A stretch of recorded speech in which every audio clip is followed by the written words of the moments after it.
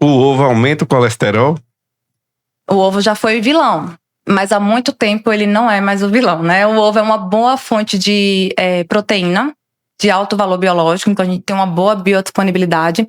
A questão do colesterol é que no ovo, nenhuma gema do ovo tem praticamente a quantidade de colesterol recomendada pela Sociedade Brasileira de Cardiologia.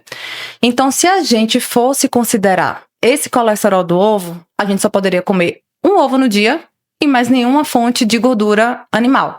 Porque o que pode aumentar o colesterol são fontes de gordura saturada, que está em origem animal. Então, carne, frango, ovo, leite, ovos, manteiga, todos esses alimentos são fontes de gordura saturada. Só que também tem gordura saturada nos alimentos ultraprocessados. Então, existe a recomendação, né, da Sociedade Brasileira de Cardiologia que na nossa dieta tenha menor do que 10% de gordura saturada para a população no geral. E não cortar essa quantidade de gordura saturada. Mas falando especificamente do colesterol, em um ovo tem praticamente a quantidade de colesterol recomendada, porém a gente sabe que a alimentação influencia cerca de 20 a 25% do colesterol sanguíneo, tá? Porque ele é regulado. Então, se a gente come muito colesterol, o nosso corpo acaba produzindo menos. Se a gente come pouco, ele acaba produzindo mais para ter uma homeostase. Então, não é a alimentação que vai influenciar de forma significativa desse aumento do colesterol. E o ovo teve isso, né? O ovo teve o período dele. Uma época ele foi o vilão, 25%. Todo mundo falava mal. Pouco, né? Depois ele virou um herói, que era, principalmente nessa época de treino, de academia, muito se viver ovo, saudável. Né? É um pessoal que gosta de um ovo, que a placa do ovo foi parar R$30. Pera aí, gente, vamos com calma. Graciane Barbosa come uma placa de ovo por dia, né? Isso daí. Só que ela não come o ovo inteiro. Ela come a maior quantidade ali de clara. Então, assim, se a pessoa tem um hábito de comer muitos ovos ao longo do dia, talvez seja interessante reduzir a quantidade da gema, né? Não colocar todas as gemas. Então, o que é muito ovo? Não existe quantidade recomendada, tá? Até então não existe. Nenhum estudo que fala, a pessoa tem que comer X ovos por semana, X ovos por dia. Ainda não existe essa recomendação. Mas se a pessoa come muitos ovos por dia, sei lá, 9, 10, 12, pode reduzir a quantidade de gema se quiser preservar ou tentar minimizar essa quantidade de absorção. Tá certo, vamos pro próximo aqui. E aí, joga fora ou dá pras crianças? Menino, sabe o que eu fazia? Quando teve uma época que cortou, que eu só podia comer, acho que era 5 ovos, 2 era gema e 3 claras separadas. Aí eu tava dando as 3 gemas que sobrava pro meu cachorro. O bicho ficou, todo gorducho. Eu falei, rapaz, eu tô fazendo dieta com ele também, viu? Aí tem que verificar com a nutrição veterinária se pode essa quantidade de gema. Ele já sabia ele, tá? Quando eu começava a quebrar ovo, ele já encostava. Já ficava esperando, né? O whey protein faz mal aos rins. Aqui eu vou até abrir um pouco mais a pergunta. Não só o whey protein, mas uma dieta alta em proteína, ela tem um dano maior aos rins? Pode ter. Excesso de proteína, tá? Pode ter uma sobrecarga renal. Mas aí esse excesso tem que ser avaliado individualmente, porque a quantidade de proteína alimentar, ela é individualizada. Para Dr. Thompson, para você, para mim, a quantidade é calculada pelo peso. Então, excesso de proteína só vai fazer mal para quem já tem alguma disfunção renal, tá? De forma de suplementação, por exemplo. Agora, se a pessoa toma muitos suplementos proteicos, tem uma alimentação rica em proteína, pode sim causar alguma disfunçãozinha. Agora, tudo depende da quantidade. Aproveitando, então qual seria o cálculo hoje para essa recomendação de proteína?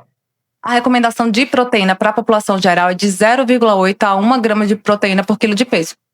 Tá? Alguém mais ativo teria diferença nesse cálculo? Para objetivos de hipertrofia, emagrecimento, muda a recomendação. Então, pode variar ali de 1,6 gramas de proteína de quilo de peso até 2,4 a recomendação. Então, é muita proteína, tá? Agora, na população geral, nos órgãos, né, de saúde, OMS e outros órgãos, recomenda de 0,8 a 1, que isso é uma dieta normoproteica.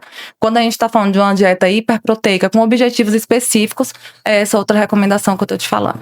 Aproveitando o gancho que a gente falou sobre a função renal, teve uma época que teve muito a disseminação dessa informação, que era ligar a creatina a cálculo no rim, pedra no rim, como é bem conhecido. Existe alguma fonte científica por trás disso? Bom, a creatina é um suplemento que pode, usado a longo prazo, ela pode ter uma alteração pouco significativa na creatinina, que é um metabólito ali que a gente consegue avaliar no exame laboratorial. Com relação à pedra no rim, tem vários... É multifatorial, né? Ter pedra no rim. Então, na verdade, quem usa creatina, a recomendação que a gente dá é aumentar o consumo hídrico, tá? Que também é um cálculozinho que é individualizado, que a gente faz o peso vezes 35, 40 ml de água, multiplica pelo peso e a recomendação de água por dia, tá? Então, quem toma creatina, o ideal é que esteja com a hidratação ok. Eu com meus futuros 85 quilos. Quanto de água eu precisaria ingerir por dia? Já calculou. É calculadora aí, porque eu nunca fui boa de matemática. 85 vezes 40 seria a recomendação de 85 água. vezes 40, média, eu chego isso. lá. É a sua quantidade de água. Então, aquela recomendação de 2 litros por dia é uma recomendação geral. Quando a gente fala assim, quanto que a pessoa tem que beber de água por dia? A população deve consumir ali em média 2 litros. Né? Isso. Mas quando a gente vai fazer o cálculo... individualizar. Exatamente. Já a gente falando aí dessa proteína, dessa água aí, e o intervalo, porque várias vezes o pessoal fica, tem que comer de 3 em 3 horas, tem que beber água de hora em hora, não sei o quê, não pode beber água à noite.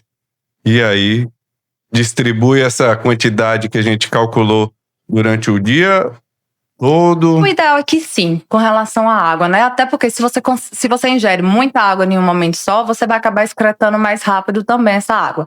Com relação à obrigatoriedade de comer em 3 horas, isso é mito, tá? Não existe essa indicação.